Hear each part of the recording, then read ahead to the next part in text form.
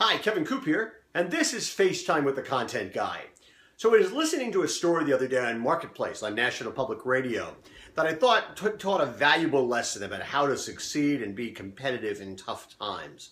The story concerned a Rhode Island jewelry factory, and this factory was apparently founded in like 1966, and for years it made jewelry for a number of other brands, a number of other manufacturers, lots of different kinds of companies, right?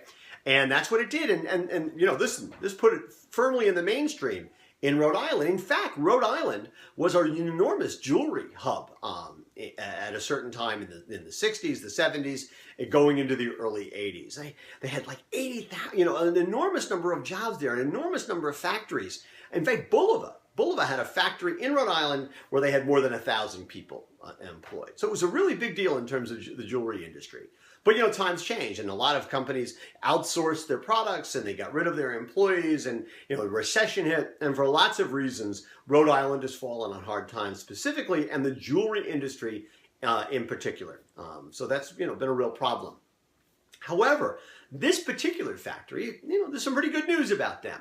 Because while the factory used to make products that were being sold to other companies, right, that for them to sell, over the years, the factory, as it moved from the founder to his daughters, well, they established a brand. And what that factory does now is it makes all its own jewelry for a brand that they call Alex and Ani.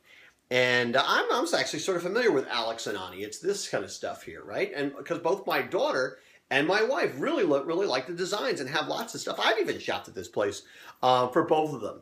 And, you know, and basically the goal of the owners is to, listen, make everything in Rhode Island, hire as many people as they possibly can, lots of hands-on work, not, you know, they do as much by hand as they possibly can, because they believe that's a story that distinguishes them from their competition and allows them to differentiate in such a way they continue to be competitive. And so far it seems to be working. And I think that's such a great lesson, right? Because, you know, a lot of companies, what they do is they find themselves in the business where they're selling only other people's brands, and they have nothing that they can claim for themselves that differentiates themselves in the mind of the consumer. And whenever you can find something that is your point of difference, is the thing you have and that you make that nobody else has, well, that's a great story to tell.